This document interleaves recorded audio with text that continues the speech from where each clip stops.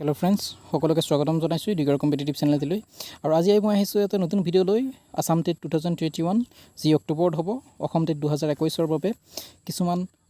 Solve question papers লৈ আহিছো আপোনালোকৰ মাজলৈ এই ভিডিওটিত 2012 চনৰ এখন সলভ কোৱেশ্চন পেপাৰ লৈ আহিছো আশা কৰিছো আপোনালোকে ভিডিওটি ভাল পাব যদি ভিডিওটি ভাল পায় লাইক শেয়াৰ সাবস্ক্ৰাইব কৰিবলৈ নাপাহৰিব বন্ধুসকল এইখন 2012 কোৱেশ্চন পেপাৰ মই আগতে কৈছো চাইল্ড ডেভেলপমেন্ট এণ্ড পেডাগজি ইয়াত 30টা প্ৰশ্ন আমি আলোচনা কৰিছো প্ৰথম প্ৰশ্নটো হৈছে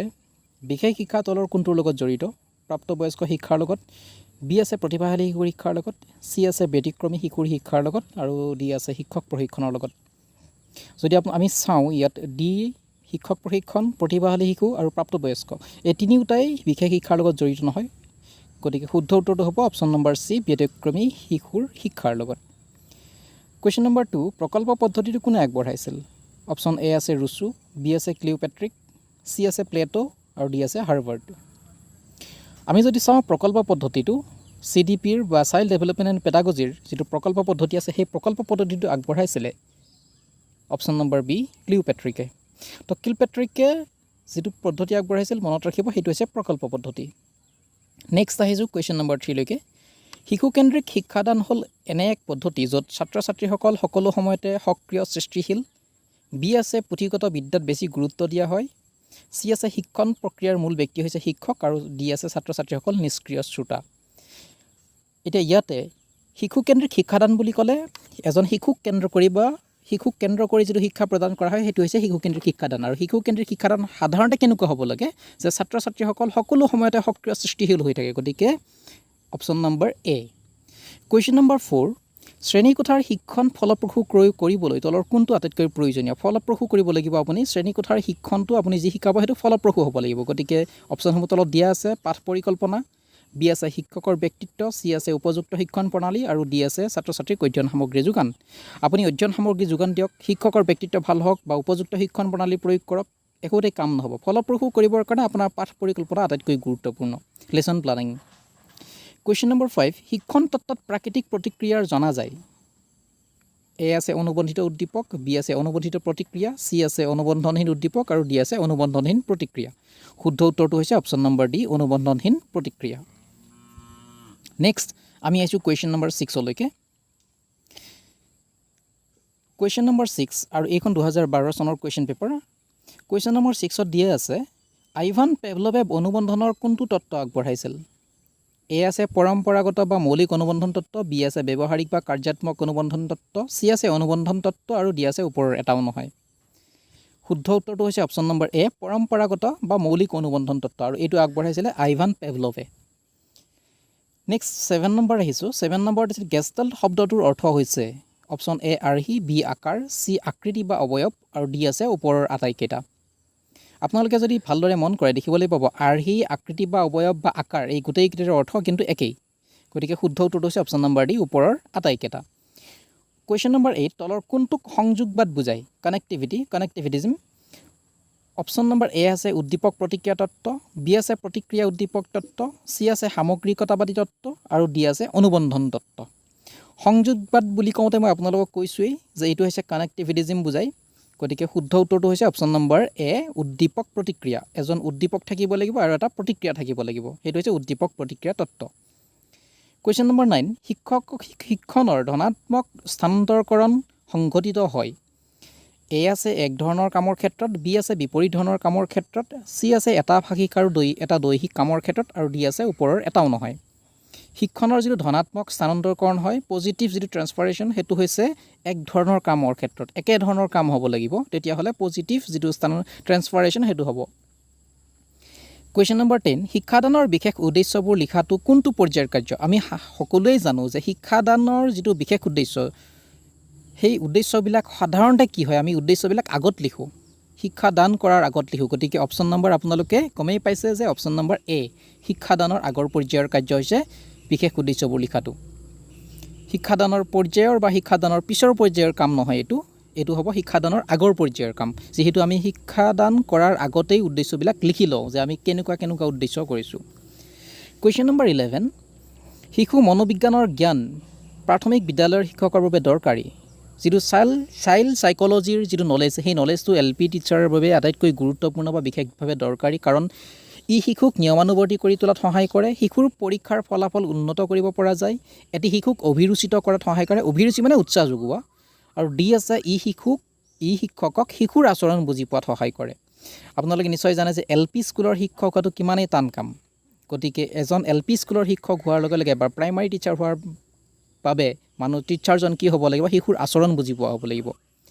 তলৰ কোনটো শিক্ষণৰ দৃশ্যশ্ৰব্য আহিলা এ আছে ৰেডিঅ' বি আছে দূৰদৰ্শন চি আছে ব্লেকবোৰ্ড ডি আছে টেপ ৰেকৰ্ডাৰ এই গোটেইকেইটাৰ ভিতৰত আপোনালোকে গমেই পাইছে দৃশ্যশ্ৰব্য বুলি ক'লে দেখা আৰু শুনা দুয়োটাই হ'ব লাগিব গতিকে দেখা আৰু শুনা আহিলা শিক্ষণৰ দেখা আৰু শুনা আহিলা হৈছে অপশ্যন নম্বৰ বি দূৰদৰ্শন হৈছে শিক্ষণৰ এনেকুৱা এটা আহিলা যি দৃশ্যশ্ৰব্য আহিলা কুৱেশ্যন নম্বৰ 13 ফৰ্মেটিভ ইভালুৱেশ্যনে কি বুজায় অপশ্যন এ আছে পাঠদান শেষ হোৱাৰ পাছত শিক্ষাৰ্থীৰ কৃতিত্বৰ সামগ্ৰিক মূল্যায়ন বি আছে পূৰ্বে নিৰ্ধাৰিত উদ্দেশ্যসমূহৰ ফলাফল অভিক্ষাৰ দ্বাৰা নিৰ্ধাৰণ চি আছে ছাত্ৰ ছাত্ৰীৰ অগ্ৰগতি নিৰ্দিষ্ট সময়ৰ অন্তৰালত মূল্যায়ন কৰা আৰু ডি আছে ওপৰৰ আটাইকেইটা আমি সকলোৱে ফৰ্মেটিভ ইভালুৱেশ্যনৰ কথা গম পাওঁ আৰু এই ফৰ্মেটিভ যিটো ইভালুৱেশ্যন হয় সেই ইভালুৱেশ্যনটো ছাত্ৰ ছাত্ৰীৰ যিটো অগ্ৰগতি সেই অগ্ৰগতিটোহে জোখা হয় অগ্ৰগতিটো মাপ কৰিবৰ কাৰণে বা অগ্ৰগতিটো জুখিবৰ কাৰণে সাধাৰণতে নিৰ্দিষ্ট সময়ৰ অন্তৰালত কি কৰা হয় মূল্যায়ন কৰা হয় বা ইভালুৱেট কৰা হয় কুৱেশ্যন নম্বৰ 14 TLMৰ সম্পূৰ্ণ ৰূপ হ'ল TLMৰ যিটো ফুল ফৰ্ম সেই ফুল ফৰ্মটো হৈছে অপশ্যন এ আছে টিচিং লাৰ্ণিং মেচিনছ বি আছে টিচাৰ লাৰ্ণাৰ মেটেৰিয়েলছ চি আছে teaching learning materials and D আছে teacher learner medium A B আৰু ডি এই গোটেইকেইটাও যদি চাই আপোনালোকে এই গোটেইকেইটাও নহয় শুদ্ধ উত্তৰটো হৈছে option number C teaching learning materials মানে হৈছে শিক্ষণ সঁজুলি যিটো আমি সাধাৰণতে ল'ৰা ছোৱালীবিলাকক যিকোনো এটা বুজাবৰ কাৰণে ব্যৱহাৰ কৰা হয় কুৱেশ্যন নম্বৰ 15 ৰিমিডিয়েল টিচিঙৰ উদ্দেশ্য হ'ল শিকন ব্যৱধান নোহোৱা কৰা নতুন ধাৰণা অৱতাৰণা কৰা প্ৰতিযোগিতামূলক পৰীক্ষাৰ বাবে প্ৰস্তুত কৰা আৰু উচ্চ শ্ৰেণীলৈ উত্তীৰ্ণ কৰা প্ৰতিযোগিতামূলক পৰীক্ষাৰ বাবে প্ৰস্তুত কৰিবৰ কাৰণে ৰিমিডিয়েল ক্লাছৰ কোনো প্ৰয়োজন নাই নতুন ধাৰণা অৱতাৰণা কৰিবৰ কাৰণেও ৰিমিডিয়েল ক্লাছৰ প্ৰয়োজন নাই উচ্চ শ্ৰেণীলৈকে উত্তীৰ্ণ কৰিবৰ কাৰণেও ৰিমিডিয়েল ক্লাছৰ কোনো প্ৰয়োজন নাই কিন্তু প্ৰয়োজন আছে শিকন ব্যৱধান নোহোৱা কৰা এজন ল'ৰা বা এজনী ছোৱালীয়ে ছাত্ৰ ছাত্ৰীয়ে যিটো লাৰ্ণিং গেপ সেই লাৰ্ণিং গেপটো ডিছএপিয়াৰ হ'বৰ কাৰণে বা সেই লাৰ্ণিং গেপটো নোহোৱা কৰিবৰ কাৰণে ৰিমিডিয়েল টিচিঙৰ ব্যৱস্থা কৰা হয় বা ৰিমিডিয়েল টিচিঙৰ মেইন উদ্দেশ্য আৰু ৰিমিডিয়েল টিচিঙে এই শিকন ব্যৱধানটো নোহোৱা কৰি দিয়ে যিখিনি ক্লাছত বুজি নাপায় সেই ক্লাছত বুজি নোপোৱা কথাখিনি ৰিমিডিয়েল টিচিঙৰ জৰিয়তে ছাত্ৰ ছাত্ৰীসকলক আগুৱাই লৈ যোৱা হয় কুৱেশ্যন নম্বৰ 16 বাল্যকালত শিশুৱে বিষয় জ্ঞান লাভ কৰে সমাজৰ পৰা মাক দেউতাকৰ পৰা সমনীয়া দলৰ পৰা ওপৰৰ আটাইকেইটা বাল্যকালত যিটো চাইল্ডহুড পিৰিয়ড সেই চাইল্ডহুড পিৰিয়ডত এটা চাইল্ডে সমাজৰ পৰা মাক দেউতাকৰ পৰা আৰু সমনীয়াৰ দলৰ পৰা এই গোটেইকেইটাৰ পৰাই কি কৰে বিষয় জ্ঞান লাভ কৰে অকল মাক দেউতাক বা অকল সমাজৰ পৰা বা অকল সমনীয়া দলৰ পৰাই এটি শিশুৱে বিষয় জ্ঞান লাভ নকৰে এটি শিশুৱে বিষয় জ্ঞান লাভ কৰে সমগ্ৰ দিশৰ পৰা মানে ইয়াতে হ'ব অপশ্যন নম্বৰ ডি ওপৰৰ আটাইকেইটা শিকনত উদ্দীপকৰ সংযোগ সাধন হয়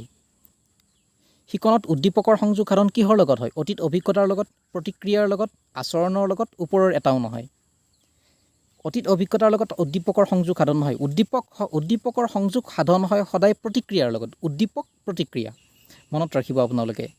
উদ্দীপকৰ লগত সদায় প্ৰতিক্ৰিয়া থাকে আচৰণৰ লগতো নহয় আৰু অপশ্যন নম্বৰ ডিটোতো একেবাৰেই নহয় কুৱেশ্যন নম্বৰ 18 তলৰ কোনটো বংশগতি নিৰ্ধাৰণ কৰে অপশ্যন এ আছে নিউৰনে বি আছে ৰক্তকোষে চি আছে জিনে ডি আছে ডিম্বকোষে নিউৰনে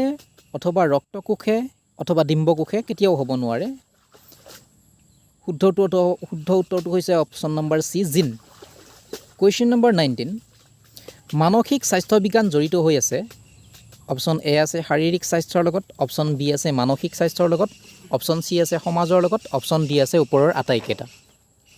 এতিয়া মানসিক স্বাস্থ্য বিজ্ঞান বুলি কওঁতে আপোনালোকে গম পাইছে যে মানসিক স্বাস্থ্য বিজ্ঞান সদায় মানসিক স্বাস্থ্যৰ লগত জড়িত কুৱেশ্যন নম্বৰ 20 বুদ্ধ্যাংকক মানে IQ প্ৰকাশ কৰা হয় তাত ফৰ্মুলাবিলাক দিয়া আছে অপশ্যন এ আছে বুদ্ধ্যাংক সমান বয়স ভাগৰ পৰিপক্কতা ইনটু 100 বি ডি আছে বুদ্ধ্যাংক সমান মানসিক বয়স ডিভাইডেড বাই কালিক বয়স ইনটু 100 সি দিয়া আছে বুদ্ধ্যাংক সমান কালিক বয়স ডিভাইডেড বাই মানসিক বয়স ইনটু 100 আৰু ডি দিয়া আছে বুদ্ধ্যাংক সমান পৰিপক্কতা ডিভাইডেড বাই মানসিক বয়স ইনটু 100 এই গোটেইকেইটা অপশ্যনৰ ভিতৰত যেটো বুদ্ধ্যাংকৰ শুদ্ধ উত্তৰটো হৈছে শুদ্ধ ফৰ্মুলাটো হৈছে অপশ্যন নম্বৰ বি বুদ্ধ্যাংক সমান মানসিক বয়স ডিভাইডেড বাই কালিক বয়স ইনটু 100 কুৱেশ্যন নম্বৰ 21 পিয়াজেৰ মতে 7 বছৰৰ পৰা 11 বছৰ বয়সলৈ শিশুৰ যিটো বিকাশৰ স্তৰ সেই বিকাশৰ স্তৰটো কি হিচাপে জনা যায় এ দিয়া আছে প্ৰণালীবদ্ধ ব্যৱহাৰৰ স্তৰ বি দিয়া আছে মূৰ্ত ব্যৱহাৰৰ স্তৰ সি দিয়া আছে ইন্দ্ৰিয় আৰু পেশীৰ বিকাশৰ স্তৰ ডি দিয়া আছে প্ৰতিকী বিকাশ বা প্ৰাক প্ৰত্যয়মূলক স্তৰ পিয়াজেৰ মতে 7 বছৰৰ পৰা যিটো 11 বছৰৰ বয়সৰ যিটো সময়সীমা এই সময়সীমাটোক তেওঁ নাম দিছে মূৰ্ত ব্যৱহাৰ কাৰণ ইন্দ্ৰিয় আৰু পেশীৰ বিকাশৰ স্তৰটো হৈছে অন্যতা প্ৰণালীবদ্ধ ব্যৱহাৰৰ যিটো স্তৰ সেইটো হৈছে এটা অন্যতা আৰু প্ৰতিকী বিকাশ বা প্ৰাক প্ৰত্যয়মূলক স্তৰটো হৈছে অন্যতা বয়সৰ স্তৰ আৰু এই বয়সৰ স্তৰটোক তেওঁ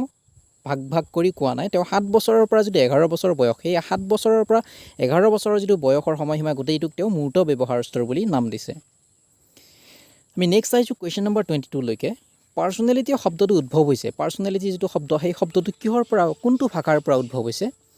অপশ্যনসমূহ তলত দিয়া আছে অপশ্যন এ আছে জাৰ্মান শব্দৰ পৰা বি আছে ইংৰাজী শব্দৰ পৰা সি আছে লেটিন শব্দৰ পৰা এণ্ড ডি আছে গ্ৰীক শব্দৰ পৰা আমি যদি চাওঁ এই পাৰ্সোনেলিটি শব্দটো উদ্ভৱ হৈছে লেটিন শব্দৰ পৰা আৰু লেটিন শব্দ পাৰ্সোনাৰ পৰা উদ্ভৱ হোৱা এই পাৰ্সোনেলিটি শব্দটো হৈছে বৰ্তমান আমি ব্যৱহাৰ কৰি থকা ব্যক্তিত্বৰ যিটো ইংৰাজী শব্দ এই পাৰ্সোনেলিটি শব্দটোৰ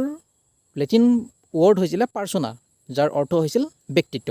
আৰু এই পাৰ্সোনা শব্দটোই বৰ্তমান আমি এতিয়া চাইল্ড পেডাগজিত পাৰ্সোনেলিটি হিচাপে ব্যৱহাৰ কৰিছোঁ যাৰ অৰ্থ ব্যক্তিত্ব নেক্সট কুৱেশ্যন নম্বৰ 23 ব্যক্তিত্বৰ যিটো ইড ইগো আৰু ছুপাৰ ইগো সেই ইড ইগো আৰু ছুপাৰ ইগোৰ ধাৰণাটো প্ৰথম কোনে আগবঢ়াইছিল অপশ্যন এ আছে আইজেংকে অপশ্যন বি আছে অলপৰ্টে অপশ্যন চি আছে ফ্ৰয়েডে আৰু অপশ্যন ডি আছে ইউঙে এই গোটেই কেইজনৰ ভিতৰত শুদ্ধ অপশ্যনটো হৈছে অপশ্যন নম্বৰ চি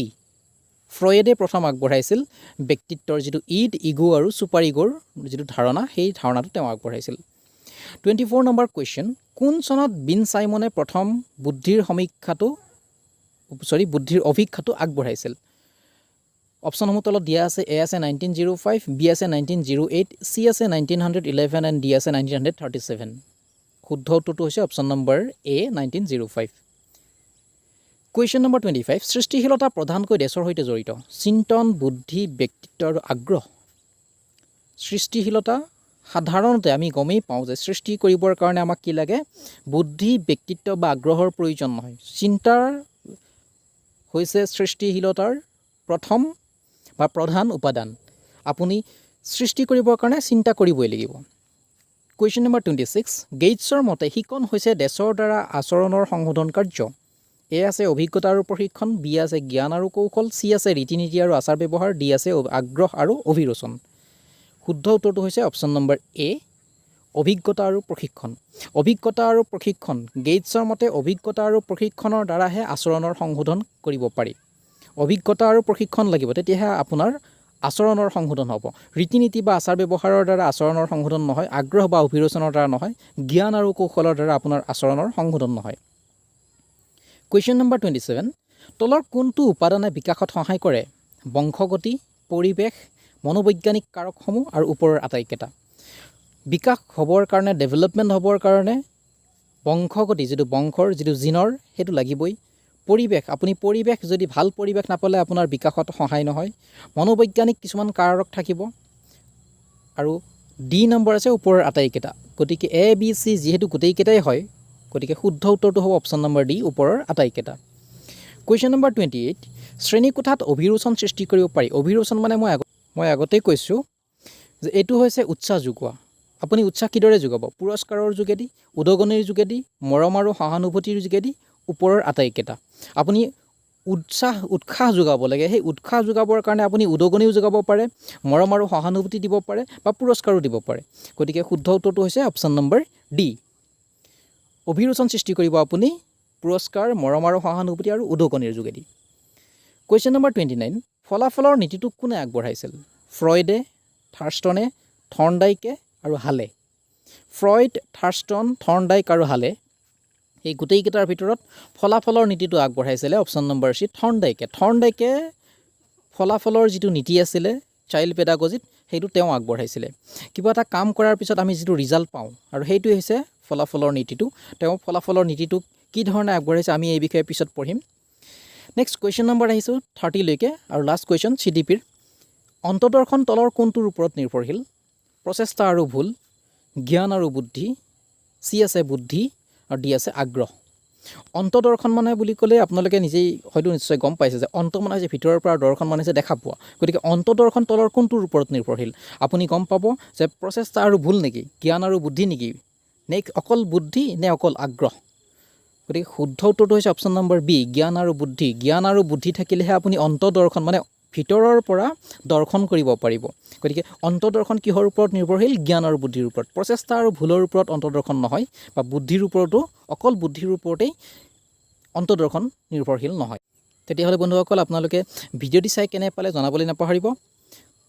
মোক কমেণ্ট কৰি জনাব। আৰু লগতে এনেকুৱা টেটৰ ভিডিঅ' পাবলৈ আপোনালোকে চাই থাকিব এডুকেয়াৰ কম্পিটিটিভ চেনেলটি।